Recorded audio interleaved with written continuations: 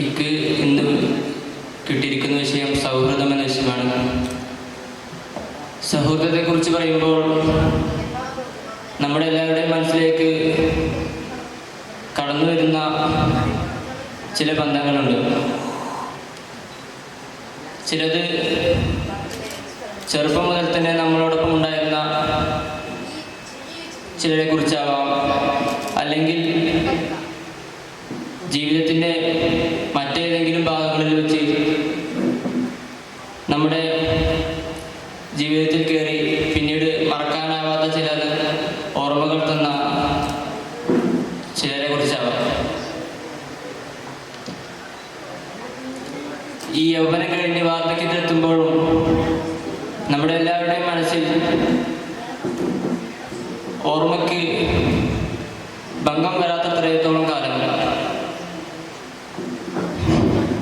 ജീവിക്കുന്ന ഒന്നാണ് ഈ സൗഹൃദം എന്നുള്ളത്. എല്ലാ മനുഷ്യരും ഒരിക്കലെങ്കിലും അത്രയും വിശ്വസിച്ച് കൂടെ നിന്ന് ഒരാളുടെയെങ്കിലും കൂടെ സൗഹൃദത്തിലായിട്ടുണ്ടാവും.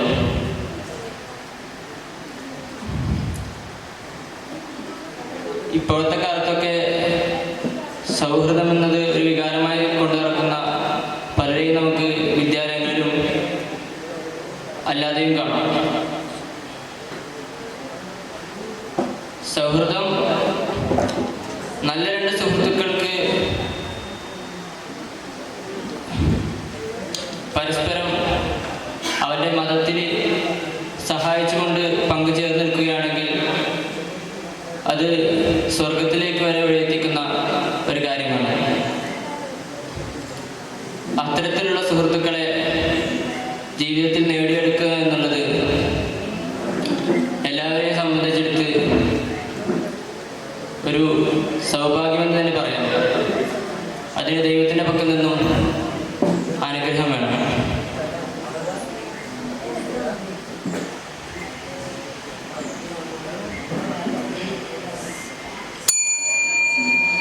അല്ലാഹു തആല പരലോകത്തേക്ക് ഉപകരിക്കുന്ന ഒരു സൗഹൃദം നമുക്ക് എല്ലാവർക്കും നൽകി